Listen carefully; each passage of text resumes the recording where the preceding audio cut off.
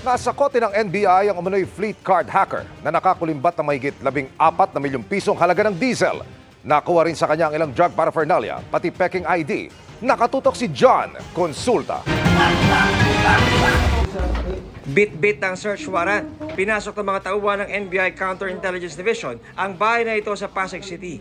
Habang kinokompronta ng NBI agent ang target ng operasyon, biglang tumunog ang cellphone na ginagamit umano ng suspect sa iligal na transaksyon. In his possession. Picture and number. May nakita ring drug paraphernalia sa kanyang sofa, pati na rin sa inodoro na ayon sa NBI ay tinangkang i-flash ng suspect. Sumbong ng isang kumpanya sa NBI, hinak ng suspect ang kanilang email para ma-access ang isa sa kanilang fleet card. Sa mga litratong ibinigay ng complainant sa NBI, makikita ang mga truck na ginamit ng suspect sa pagkuha ng krudo sa loob ng halos isang buwan na ang halaga ay aabot sa 14.4 million pesos. Ito nga pinaka-workshop ng suspect na niraid ng NBI dito sa Pasig. Makikita natin may mga wirings, may mga motherboard at iba't ibang mga gamit sa pagbuo ng mga iba't ibang computer. Habang nandito naman sa kabilang kwarto, makikita naman natin ngayon ang mga karagdagang ebidensya laban sa suspect. Kabilang dito itong counting machine, mga hard drives at ang pinaka-importante raw dito mula sa 1, 2, 3, 4, 5, 6, 7.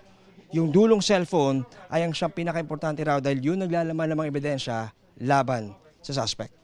So at the time of their access, the perpetrators were able to modify a lot of things inside of the system. There's a purchase of gasoline of more than 1,000 liters.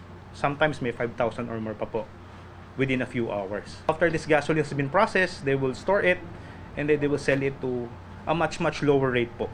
Ang na-recover na passbook ng kalibin ng suspect, makikitang may pumasok na 4.7 million pesos noong panahon na naganap ang pangahak. Wala po akong ginawa. Sinubject namin siya sa examination. He was found positive for na using drugs. So we charge him for possession of paraphernalia and use of dangerous drug.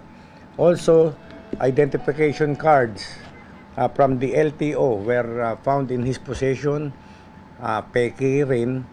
We also charge him. Naharap sa reklamong computer-related fraud at falsification of public documents ang suspect. Patuloy naman ang pag-asagawa ng forensic examination ng computer at gadgets ng suspect para malaman kung ano pang mga kumpanya ang kanyang nabiktima. Para sa GMA Integrated News, John Consulta, nakatutok 24 oras.